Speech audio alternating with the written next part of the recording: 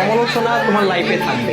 তুমি যতদিন বেঁচে থাকবা ততদিন তোমার লাইফে সমালোচনা থাকবে, অবহেলা থাকবে, অবজ্ঞা থাকবে, তুচ্ছ-তাচ্ছিল্য থাকবে। এটাই স্বাভাবিক, এটাই জীবন। তবে এই যে সমালোচনা, এই যে তুচ্ছ-তাচ্ছিল্যতা, এই যে অবজ্ঞা, এই যে অবহেলা, এই বিষয়গুলোকে খারাপ লাগার দিক হিসেবে নিলে হবে না। এগুলোকে তোমার অনুপ্রেরণা হিসেবে নিতে হবে। কারণ তুমি যখন এগুলোকে অনুপ্রেরণা হিসেবে নিবা, তখন এটা তোমার মধ্যে একটা জেদ তৈরি করবে। আর যেই জেদটা তোমাকে কঠোর পরিশ্রম করতে কি করবে ভাইয়া, অনুপ্রাণিত করবে। তোমার কঠোর পরিশ্রম করতে গিয়ে তোমার সব ধরনের ক্লান্তিগুলোকে দূর করবে। যখন তুমি একবার কঠোর পরিশ্রম করতে শিখে যাবা, তখন স্যাক্রিফাইসের যে বিষয়টা, এই বিষয়টা তোমার মধ্যে অটো চলে আসবে।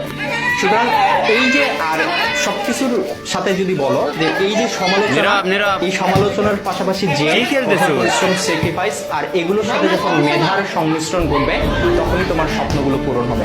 সুতরাং সমালোচনাকারীর এই যে সমালোচনা, এই যে অবজ্ঞা, এই যে অবহেলা, এই যে এই বিষয়গুলোকে তোমরা কখনো খারাপ বিষয় হিসেবে নিও না, বা খারাপ লাগার বিষয় হিসেবে নিও না।